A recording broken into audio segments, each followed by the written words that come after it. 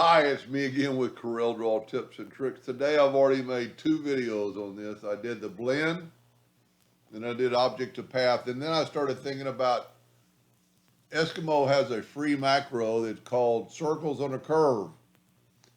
Well, the young lady had quarter-inch circles, 1.5 inch apart. Inside of Eskimo's macro, you tell it you want quarter-inch circles 1/2 inch apart. Take the path basically and create the circles. Watch how easy this is. Then grab the next one, create the circles. I'm not having to tell it how many to put. It's doing it automatically. I mean, how neat could this be? And let's just test how far apart they are. Look at that. Now, they can't all be perfectly 1/2 inch apart like mine.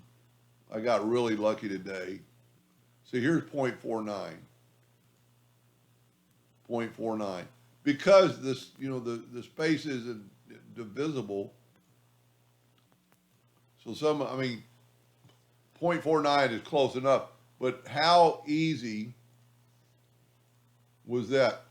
I mean, so I'll have a link to this macro. It's free, 100% free. And here it is right here, circles on a curve. And all you have to do is just pick your line. You've already told it what size circles, that you want them spaced halfway apart. You could even circle and weld them together. I'm just creating circles. So I'm not having to figure out how long the line is. His macro's figuring out how long the line is. And I'd be curious, side by side, how much time this is going to save you by doing this.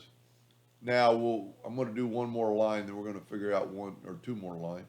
And we're going to figure out if we have to get rid of the lines, what we have to do to get rid of the line. Hopefully there you go.